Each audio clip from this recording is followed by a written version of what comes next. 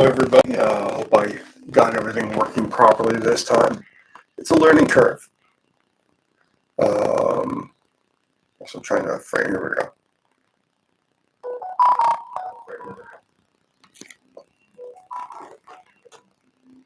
And all right. So tonight I'm going to be working on inking the Coven cover for my book. If you haven't seen me talk about it yet, I'm going to intro the video with this. All those witch drawings I've been doing over the course of the last year and going to be about to do all this October are going to be collected in a wonderful 100-page little book with the help of the fine people at Zoop. And it's going to be all 2022 Witchtober, all the Witchy Wednesday pieces I did from last year through middle of this year, 38 of them. And all 31 of the Witchtober pieces of this year. And we're going to be running the campaign simultaneous with Witchtober, but we're not quite sure what day yet we're starting. And so the push is because we're doing early bird specials, cheaper books, cheaper other things. We're encouraging everyone to go to this URL, zoop.gg, Coven, and add their email address, the one they prefer to be notified about stuff with, and you will get an email as soon as the campaign starts. And that means you can actually take advantage of the early bird specials and all that stuff. So that's fun. And last week, the session was me sketching out ideas for what I was going to do for the cover of this book, and I settled on one that really spoke to me. And I tightened up the pencils a bit this week, and if you can see that, it is a more robust drawing of. Let me see if I get the brush here from over here. So this is the rough I settled on last week. And here is the pencil version. I'm gonna ink live for about an hour or so, depending on the amount of questions and everything. Oh, hang on, here we go. The sound is bad. Oh, hang on. Is this better?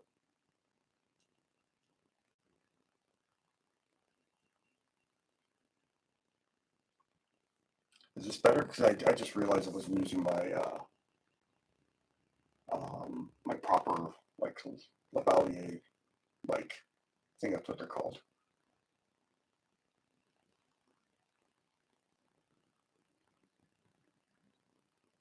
Just waiting for an update.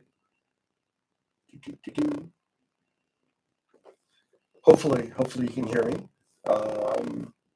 So I'll keep talking. So this is the entirely penciled cover, just which is as far as you can see until it goes until infinite witch back here. And so I'm going to ink this. Still a little monstery. Damn. I honestly, I had like one video like 2 months ago where the sound was just terrible. I don't know how to adjust. Damn. You know what? I'm gonna turn on my stream and see what I hear.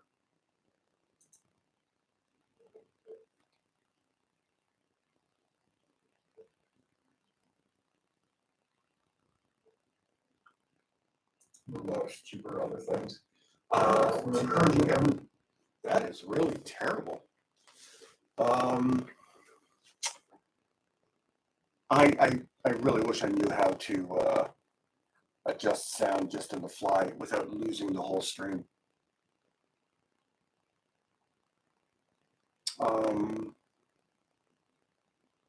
Yeah, because OBS was giving so many issues, I decided to stream straight through YouTube because that's what worked last week. But now we're getting sound issues. I don't know why this happens.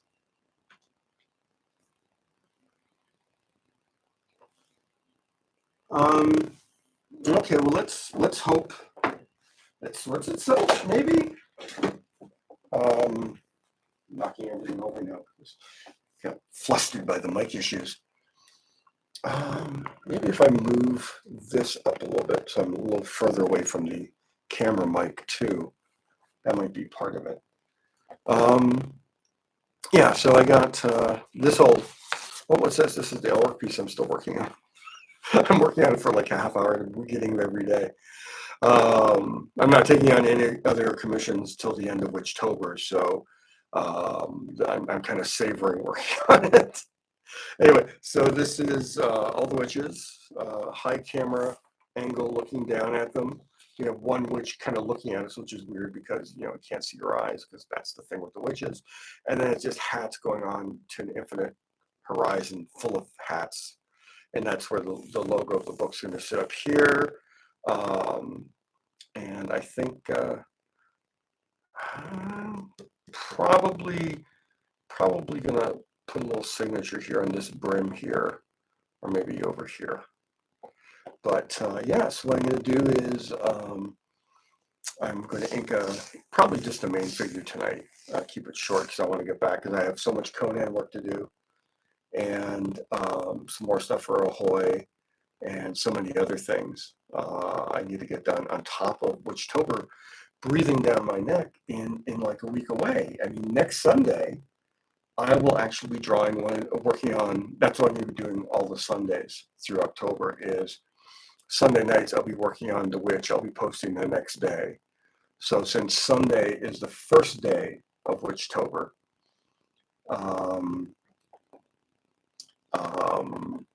I'll be posting the first Witchtober piece first thing in the morning like I usually do.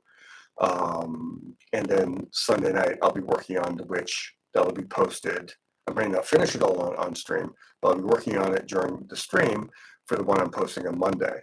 And then I'll repeat that on the subsequent Sunday all the way through October until we're done.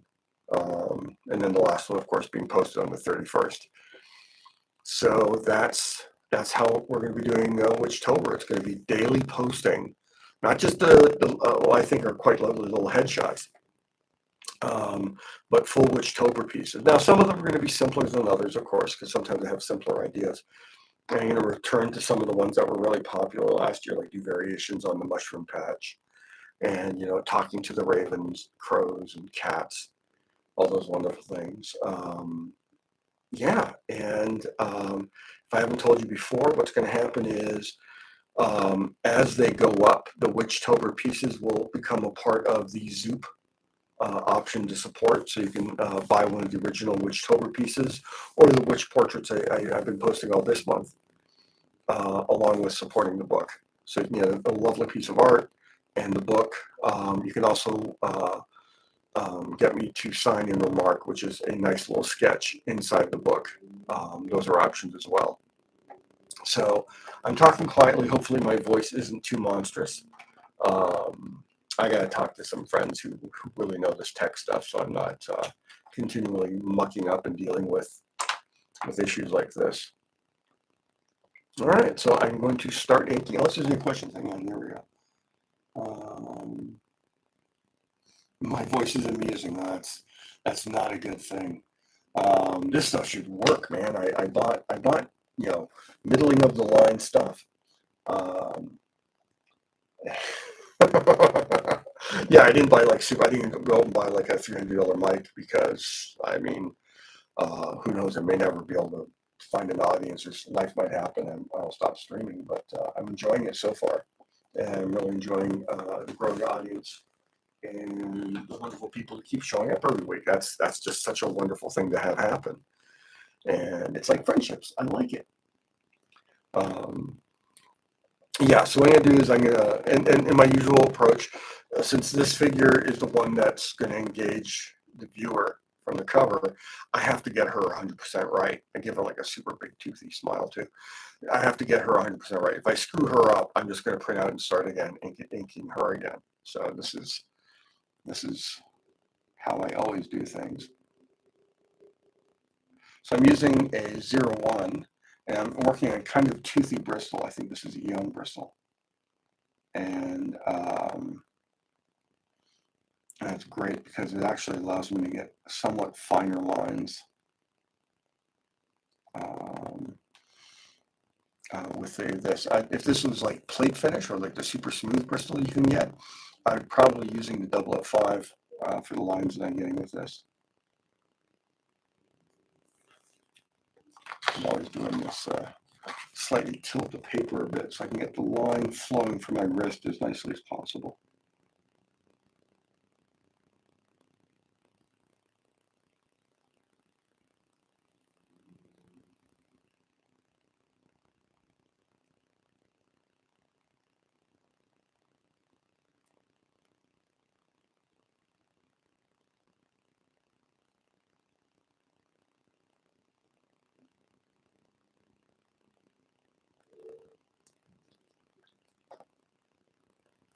So if you have any questions, pop them up. I'll crane my neck over to read my laptop I have just for this. Which is not the reason why it's annoying when it's like I have issues, because I got equipment specifically for this, so it doesn't interfere with my art making equipment. And still having like things where it's like the stream doesn't start on time. Or the mic's making me sound like a monster.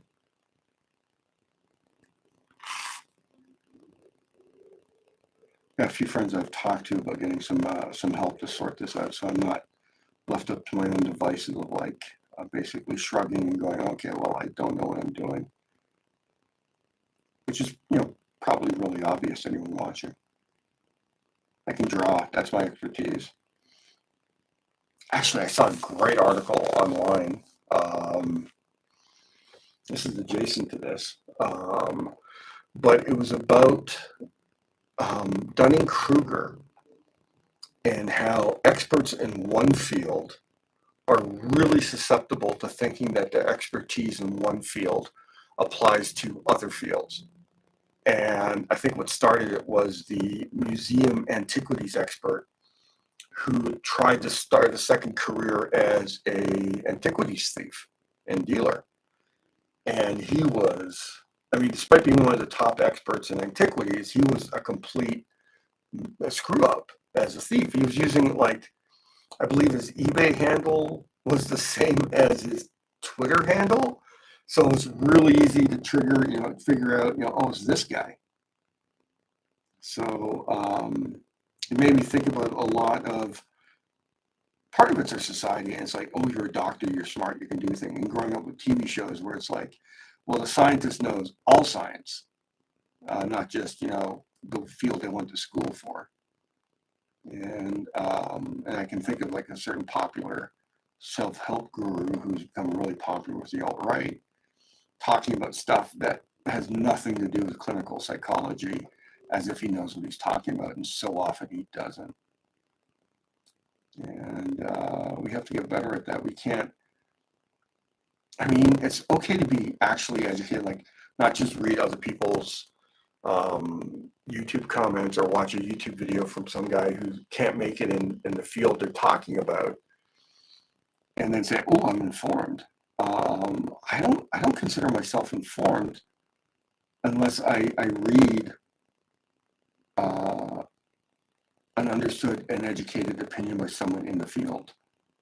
I mean, talking. It's a little bit. There's this thing that's happening with this modern internet age where people look for the conclusion they like, not the conclusion that may be most accurate. If that makes sense, where it's like, well, I don't believe this virus is real, so I'm going to go in search of someone out there online who's saying this virus is fake. And then I can turn around and go, aha, look at this. This virus is fake because so-and-so says so. And you're like, well, who's so-and-so?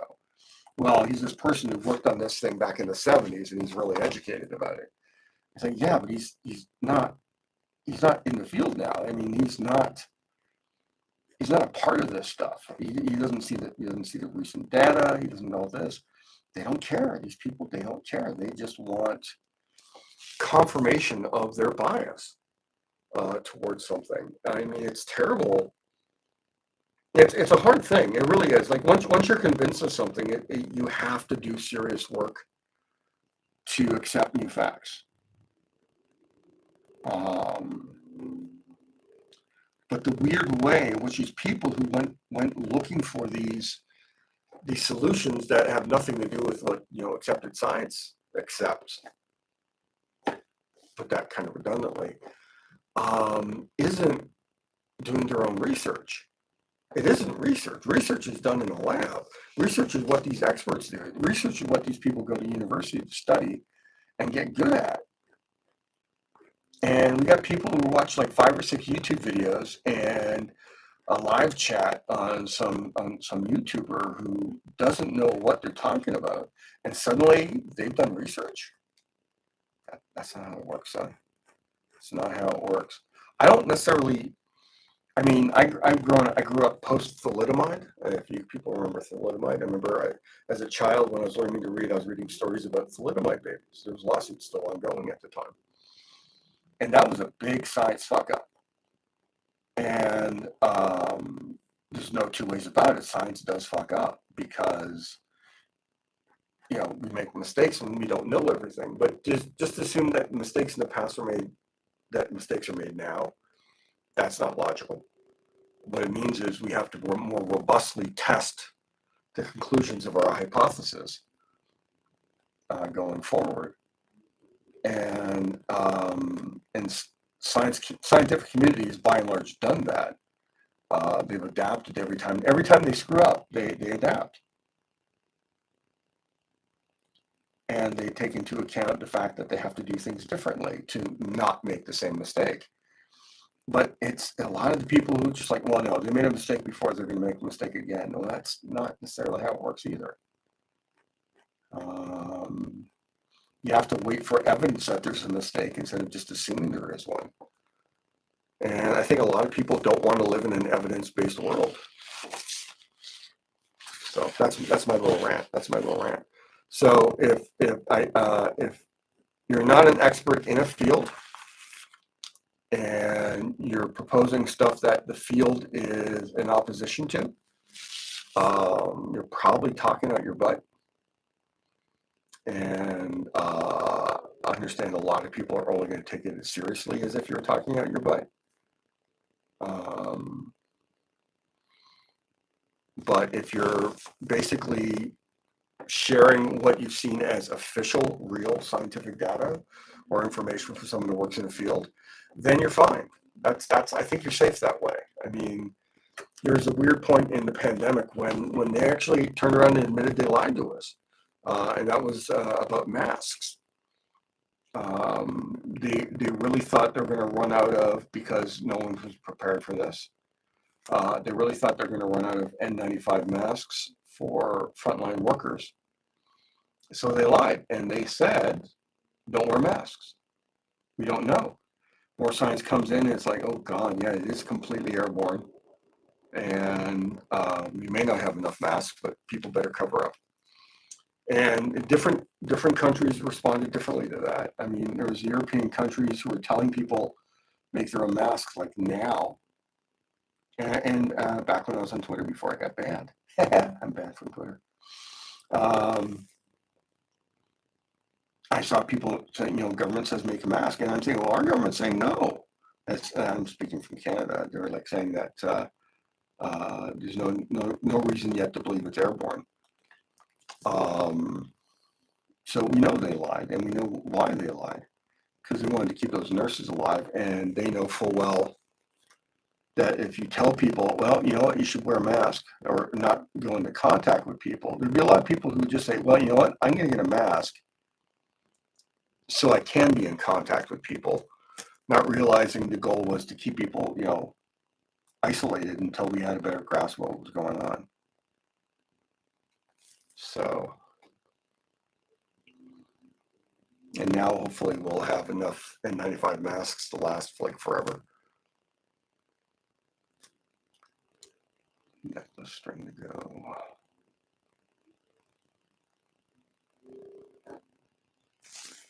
Down. I'm going to be doing some white paint techniques with the necklace chain here. I just want to have it going in a straight line, because sometimes I'll draw that stuff crookedly.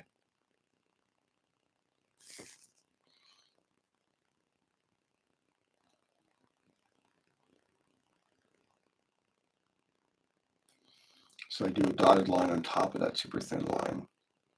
And I can do a dotted line with more gaps into it. It looks like some parts of it getting shadow and not.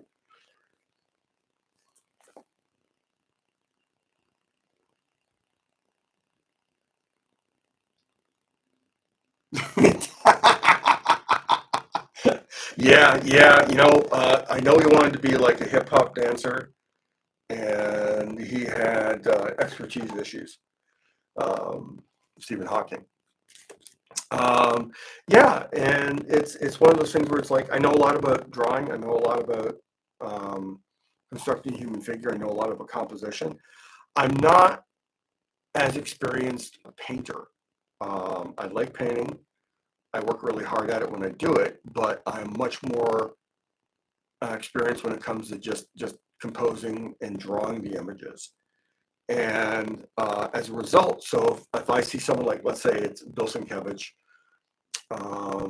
or Mark English, or any of the artists who are alive who are talking about color. I'm like James Gurney is a perfect example. I love his videos on painting. And I also know full well that I could address it myself by just painting more, which is something I keep meaning to do every summer. I actually put together a really nice plein air painting kit. Was it 2 years ago now? It was 2 years ago now. And I immediately got bitten by a wasp on the back of my neck, and I got stupidly infected. That was not fun. But that was my attempt to get more painting in, because the more painting you do, the better you get. That's just the way it is. The more drawing you do, the better you get at drawing. But until I've done enough painting where I feel I have expertise in it, I mean, genuine expertise, where it's like I get asked questions about stuff I don't generally do, but I actually understand what to do there, if that makes sense. Yeah, I tend to, I only want to, go on about stuff I know about when I'm presenting myself with an expert opinion. If I'm presenting an opinion of someone else's, and they're an expert, well, then I also feel comfortable, knowing full well that if they're wrong, it's not my error, it's their error, and I'm fine making the error, trusting the science. Because we had a administration south of the border that didn't trust the science, and so many more Americans died than should have. So, yeah. I like my American friends to be healthy, because it makes it easier for Canadians to be healthy. So I'm doing all this long hair.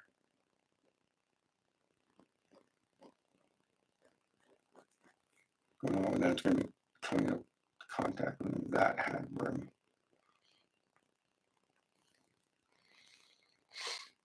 I gotta say, I said this before in interviews when asked about it, and just in general, I think my favorite part, now that I've gotten the habit of drawing these witches down, I think my favorite part is drawing the hats now. Coming up with all the unique hats. Now, these are going to be a lot more standard hats with a few variations to show that there is possibility of variations. Because it's a cover, I don't want to overwhelm the viewer with like a whole range of Dr. Seuss hats.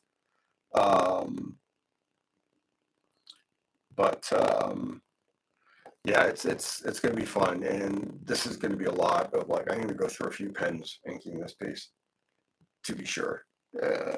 So many hats, lots and lots of black ink going to be coming through here. Now, with this hat, as per my rough, I want this one to pop really, really well. So this is going to be one of the few, because it was largely a series of black and white drawings. So one of the few color headbands we'll see. So I'm just going to render that a little bit and leave room for the red that I'm going to be popping in there.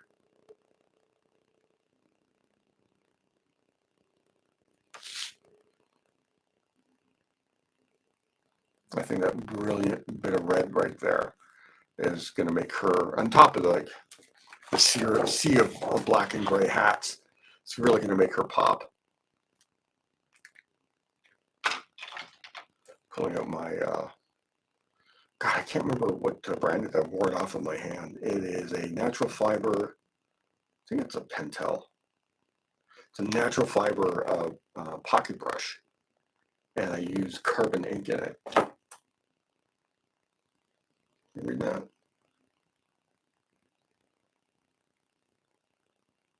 There we go. That's the brand of ink I use. I find it to be the best ink for using with a fountain pen or a fountain brush.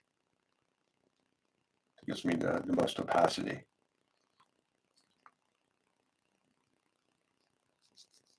I had to buy a new Pentel aqua brush, color brush, sorry. The last one just wouldn't open. It feels like the pigment kind of leached into the grooves and sealed it shut. So I tried opening it and ended up using like a vice grip, and I couldn't separate it. It literally, it's like the plastic was like twisting itself in half rather than come apart. So I bought another one. So I gotta clear out that ink, because even though as I understand, it's water soluble and it's good on certain cheaper papers, you put it on paper with any sort of sizing, it doesn't dry. It's terrible. With this brush, if you do a fast stroke, you get dry brush almost immediately. It's a wonderful slow brush. If you run it slowly, you get lovely little rich brush strokes.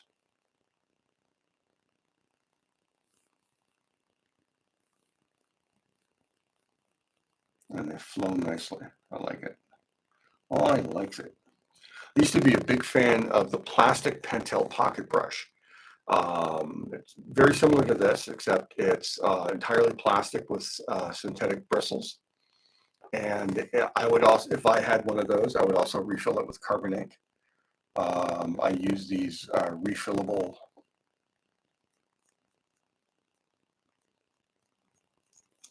Oh no, not this one. I have these refillable cartridges where you dip one end into the ink fountain or the ink container, and you unscrew a back end, and it creates a vacuum seal, pulls the ink all the way into it.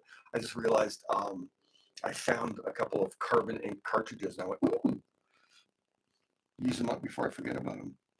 So yeah, normally I use these refillable.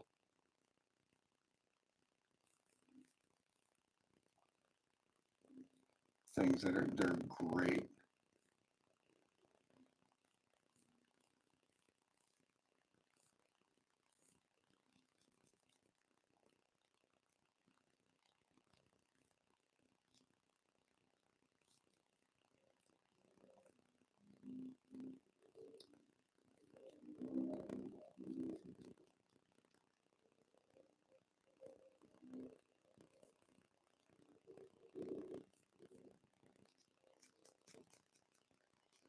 What I like about the dry brush too is the cover area I know is going to be near black, and then I go back in, do a nice little stroke around it. It looks like there's more fine hairs kind of breaking away from the patterning, which I think is a good thing.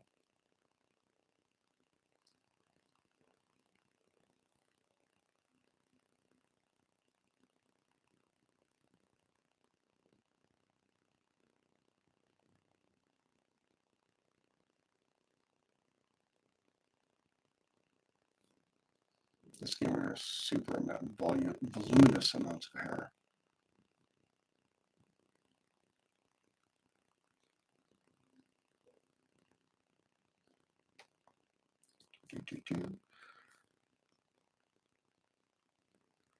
And I'll probably be doing some like white paint on top of that to pull out some of the strands, give it a little bit more depth.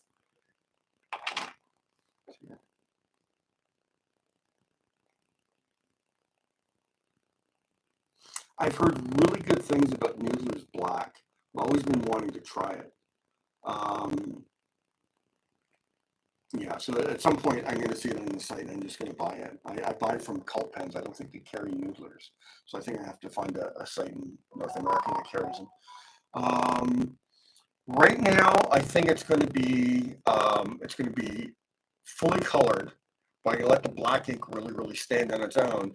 And everything's going to be kind of muted except for the main witch and her hat band. I'm even going to put some color. I think I'm probably going to put some purple in her hat, even though I'm going to be rendering it the usual way. Just to have that spike of color dead center that's going to pop out of this. And so it's going to be like, oh, what's this? They're going to look at me, oh, there's a whole bunch more. So it's like she's going to have like a richer skin tone here. And even though she's in shadow, so again, it's like, I think I did a color rough as a thumbnail for this stream. So if the light's coming in at this, there'll be a shadow cast from the brim like that, all the way down through the other side of this hair. So the color of her skin will be nice and vibrant and full of light coming in here. A little bit probably hitting that part of the breast. And this is all going to be in shadow too. So there'll be that bright, fleshy, not pink, but that robust, pale rose colored skin that people have. That's going to pop nicely with light hitting it.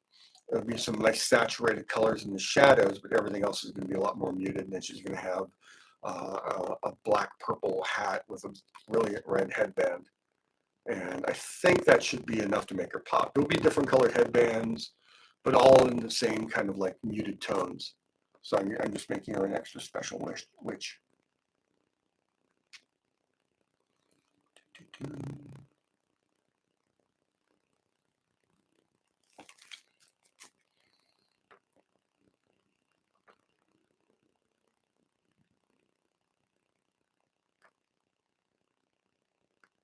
So giving my witches piercings.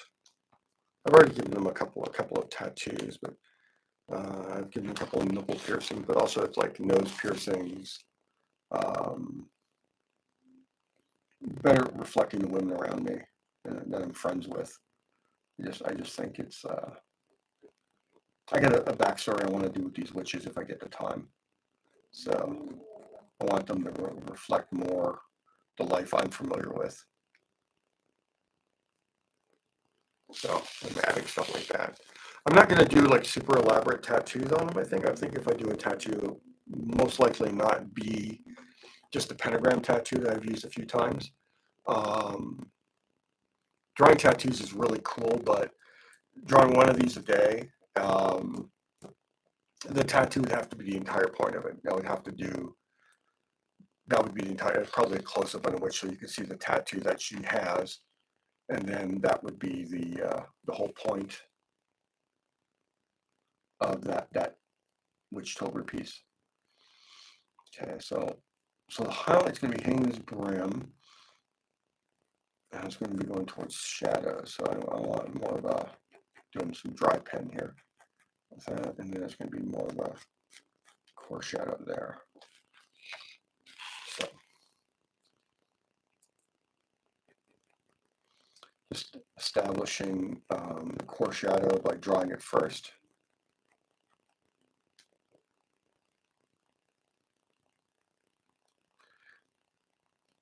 Have any of you guys, I'll wait woman? No. If you go back through them, there's been, well, it's really hard to tell because again, they're all black and white line drawings. I know there's a broad spectrum of witches in the Coven. About half of them are white.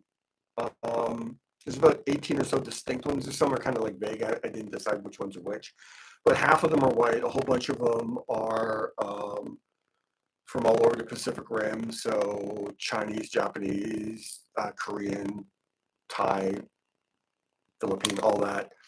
I know there are 2 East Indian.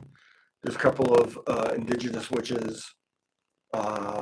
And I think there's 3 black witches. I know it might be 4. I think it's at least 3 black witches. So there's a bunch of them. Because I'm drawing in black and white, a lot of times I just choose to draw, I think the white witches a little more frequently. Because a lot of times, because the eyes are covered and by not doing color, a lot of times those details just don't show. Like that would identify ethnicity. So yeah, so if I ended up doing a graphic novel, it would be color, and as a result, you would actually get to see all those lovely skin tones that I've always wanted to put in there. Don't want to smudge into the ink too much, because there's going to be so much ink in this page. You're going to get used to covering it up. We're doing time wise 7:35. Yeah, I'm going to go till about 8:30. If I finish this witch, that'll probably be, unless something like someone wants me to demonstrate something or something else. As soon as I finish the main witch, I'll probably pop off and do a little bit more Conan work before I call it a night. How many people are here tonight anyway? Can I see that? Looks like there's only 3 people watching at the moment, which is, it's fine. That's almost a small enough audience where I could actually do a quick share of my first Conan cover, if there was an interest to see it.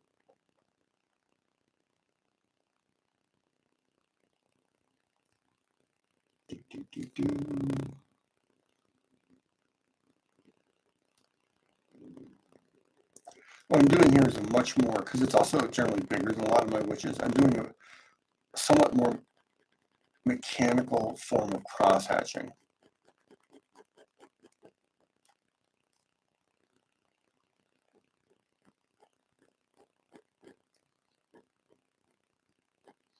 So I like my cross-hatching to be able to go to near black.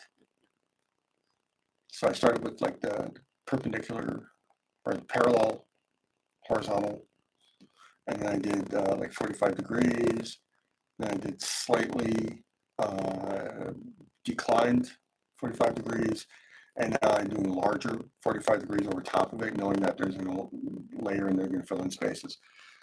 And what I'm going to do is I'm now going to go to like 60 degrees.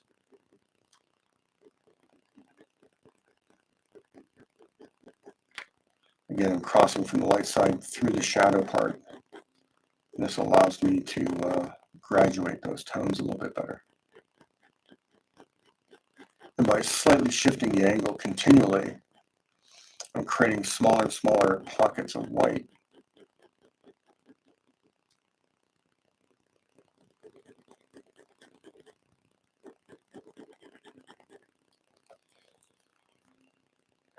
I want to do slightly more robust perpendicular again. I want to go right through. A lot of what I do is scribble rendering.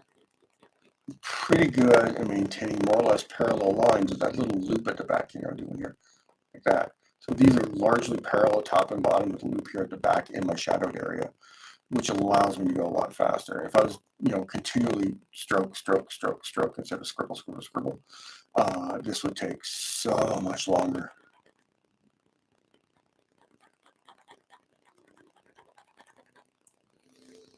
Okay, now I also still want to remember, I want enough light coming through. I want enough white showing through in this hat that when I add color to the hat, it'll actually be color and won't just come across it like black and white. So I'm doing like the inverse of what would be the inverse of 60 degrees instead of 45 degrees. Going, that's geometry. I'm going to say no to that. So you can see that's generally a gray value there. It's not as black as the hair, which I like the black underneath here. It indicates the shadow better. This indicates that there's lightness side, even though I'm going into shadow here. And for the far side of the hat, to make it go even faster, I'm going to jump up to a 0.3 from a 0.1. Yeah. Hey, Stacy, nice of you to pop in. Thanks so much. Yeah, I don't like meaningless noodling. Not to do a callback to the fountain pen ink. Um, I think an early thing for me was seeing Bernie Wrightson's Frankenstein,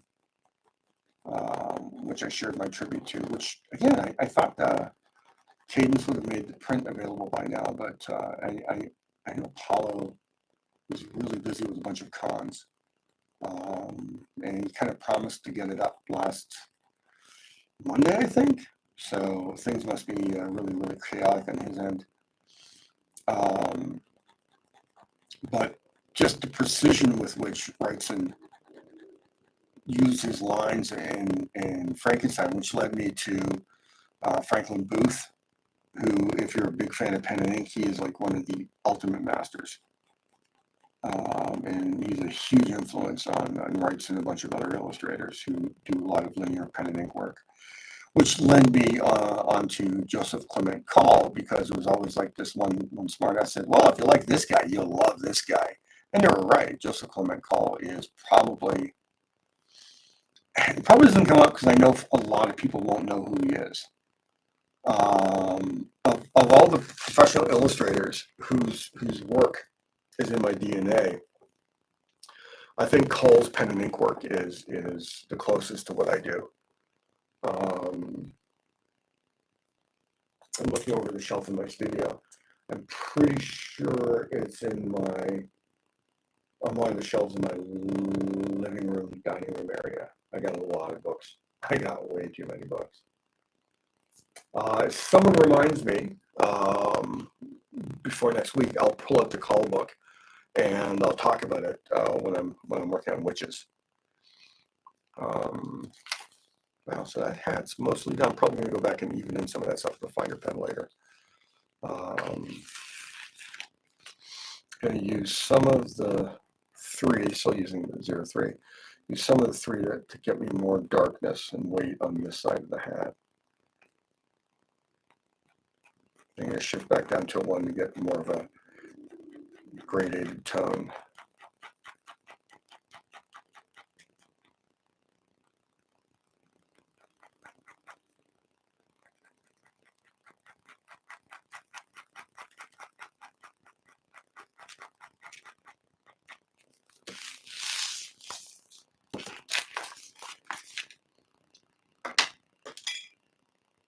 Now, I'll also use markers, but I find that I burn through markers even faster with the amount of rendering I do. So when I discovered, like, I was inking almost exclusively with these Rotring Chickies, which are probably my favorite liquid ink marker. I don't think there's a better, like, some people like microns, but I think these blow microns out of the water. They're just that good. The ink just flows like crazy. But because I throw so much ink line down, I destroy the tip very quickly, and I go through the ink very quickly. So I find that the stainless steel ball points on these O2, what is specific O2 graphic pen? Graphic liner. I find that because I get to use a steel ball here on the tip of the pen, oh, there it is. A steel ball lasts longer. It puts up with more of my bullshit than a marker can. And so I buy these in bulk. I mean, I think I may have showed these before. So I'm going to pull these out. Everything's a mess in here. I got all these art supplies for different projects sitting around here. Yeah, let me show them off. Pretty proud of it. I think yeah, just grab this one set. So these are just the, I think these are just the 3s. So I buy them by the box. Yeah, so these are all 3s. I got a whole bunch of 005s, a bunch of 1s. I think I want to pick up some 2s. The difference between a 1 and a 3 is almost negligible, but sometimes you really want that small shift of line weight, and it's important. So I think next time I place an order at Coven, which is probably coming up, because With Conan, it's going to be a lot of inking. I'll probably want to pick up a box of 2s, and I might pick up some thicker ones just to have those in too. Like I'll pick up some more 3s, 005s, and 1s, but then I'll pick up some 2s, and I'll pick up some 5s, 05s as opposed to 005. Basically to see how they work in the workflow, and just pick up like 1 box of them. And if I like them, then that gives me enough that gives me enough pens to go, yeah, I like them. I think I'm gonna add them to my kit. Whereas if I just try one, even if I like it, I'll forget about it because one pen is not enough for me to learn to rely on it in my arsenal, my toolkit. So I think if I get like 12 of each of the sizes I'm not using, that would allow me a chance to get a lot more experience with each pen.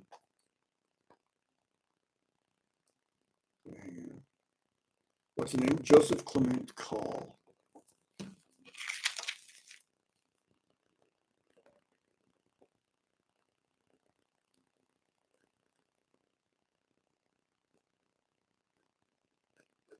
So that's Coll. So brilliant illustrator. I think it might have been even a recent book.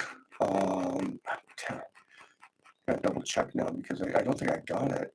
I remember seeing promotions for it. I think it was a more complete call book than the one I have. I got one that I think was put out by the Society of Illustrators in New York. At least that's where I got my copy.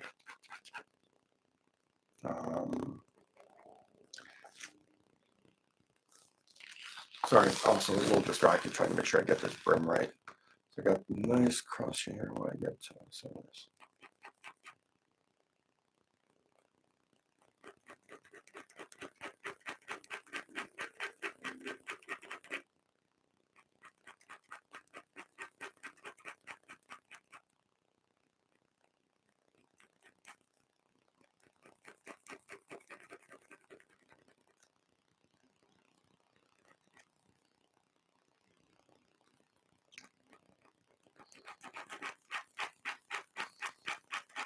Oh, a little bit of weirdness for no reason I could determine. I ended up watching Starship Troopers, like the original movie with Doogie Howser and Casper Van Dien, Dina Myers, and Denise Richards by Paul Verhoeven. It was actually a pretty good director when he's a little more self-controlled. And I remember when I first saw it, I'd never read the book at that point. I ended up reading the book after because I remember, it was nothing like the book. I read the book. It was like, yeah, it was nothing like the book. The book was fascist. The movie was anti-fascist. It was so strange watching that movie again after all these years and seeing how effective it was and basically saying, all these fascist notions are terrible. And it dares you to root for the fascists versus the bugs that want to wipe out humanity. And the bugs at the end of it all are actually kind of more sympathetic. In as much as that they were just defending themselves from humanity that they were terrified of. And honestly, I think human fascists are terrifying. Don't know. It was just because I accidentally watched it. It was like, well, as it ended, I was kind of like, holy shit! What a dark movie. Yeah. I've never been to Wonder Pens. I've heard about it. And Noodlers would be there. All right. Okay. Cool. I will try and make it. I don't know if I'm going. I think all of October will be me in my studio, either drawing witches or comics for 31 days. I'm probably just going to order groceries. I don't think I'll be seeing anyone. My weekly game night might be my one outing. And if my son wants to see me, he's going to have to come into my cave. He goes, Dad, are you still alive?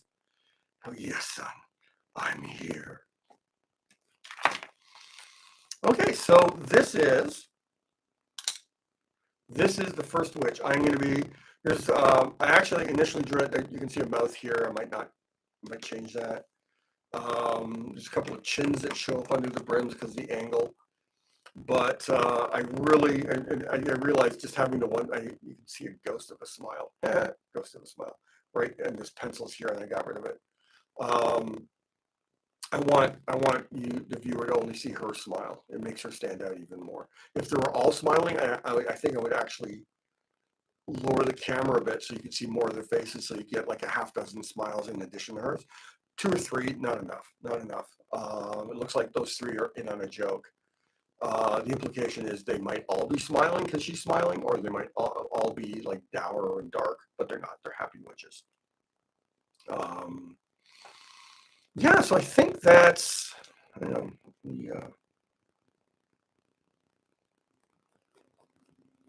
just put a little bit of shadow underneath that. You know what, I'm probably going to do more shadow under the neck too.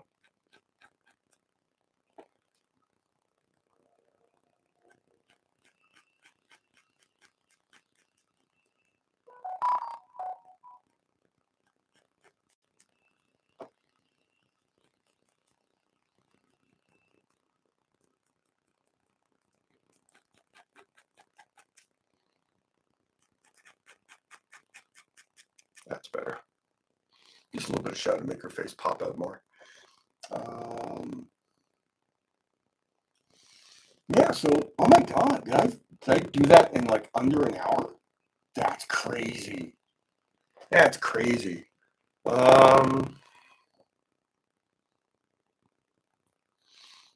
Sometimes I'm just like right in the zone and I don't distract myself and I just get everything drawn at the speed at which I need. I think I might. Okay, maybe I'm not done. Let me play a bit with.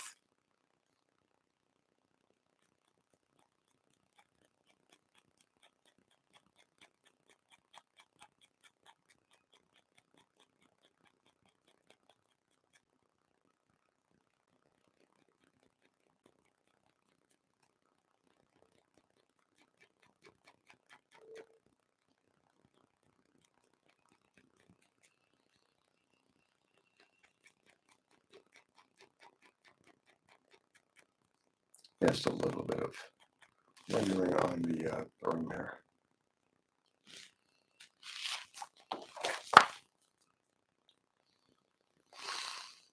Yeah, if this wasn't going to be colored, I would probably do, because she's so big, I'd probably do dots, like my stamps on this.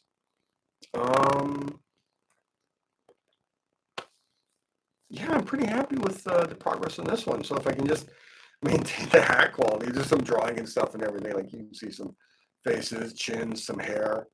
And there's going to be some other darker shadowy areas. And it's just nothing but like that amount of rendering in all these damn hats. It's going to take me all week. I'm going to like do a content page, come back to a hat, do a cover, come back to a hat, do some layouts, come back to a hat. I'm going to be doing that all week. So I want this done for next week. So when Coven goes live, I want the cover to be on display. So I want the cover done for that. So yeah, let me just put this back out again. If you haven't signed up yet, please do. It's a great way to make sure you don't forget about backing my book, and I want as many people to get this book as possible. There's selfish reasons, of course, but I think my witches are pretty popular, and I think a lot of people will be happy to have them. And sadly, it's not going to be out in time for Halloween. It would have been great to do this like beginning of summer, but I wouldn't have the second Witchtober. And then it could be a Halloween gift. But for the people who are thinking ahead, you can order it this year, bunch of copies, and then just give them out to all your friends next Halloween. And they'll be so surprised because like, where did this book come from? That's just a thought. I got 3 great quotes on the. If you've been to the Zoo page, there's 2 quotes up now. There should be a 3rd going up from people I hugely admire in this industry, saying very nice things about my work. So if I can't convince you and the drawings can't convince you, maybe people like Mike Mignola, Howard Chaykin, and Wilson Kevich can convince you that, you know, you might want to have this book. But yeah, so next week, it will be October 1st, and it will be, hang on a little bit. I mean, I hate to think that I get this wrong, because it's 6 days to the 30th, and September only is 30, right? Doing the whole knuckle dance. I'm pretty sure, yeah, Sunday's the 1st. Oh, sure, the org pitch, sure. Here we go. So I did a lot more work in this near block that you can't see. So I did a lot more work in this near block shape that you can't see. I did a little bit more work in here. I don't think I shaped out where the fire is going to be. So what's left for me to do is add some more values, some rubber stamp work that's going to be in here. Finish this fire coming up, having the smoke waft up, which is going to lead the eye through all the rubber stamp work that's going to be done on Stormbringer Eating Souls. And then I got to figure out a way to get that lighting traveling, like different layers of skylights in this building to shine down and still have like this background fire story. So it's a little complicated. So I'm taking my time like noodling it while I'm thinking about this stuff. But yeah, so that's the artwork so far. I should be done that. Fingers crossed it's done next week. I want to get it done before Witchtober starts, because then all the time I had to work on this is going to be gone. Usually don't let myself take this long on a commission, but I've already put too much work into it to slough off now. All right, so next Sunday night, it's the start of Witchtober. I'll be drawing a witch live for you guys, and hopefully I'll see everyone here. And if you haven't already, please like, subscribe, and feel free to share if you think someone might get a kick out of what I'm doing here. Have a good night, people. Night.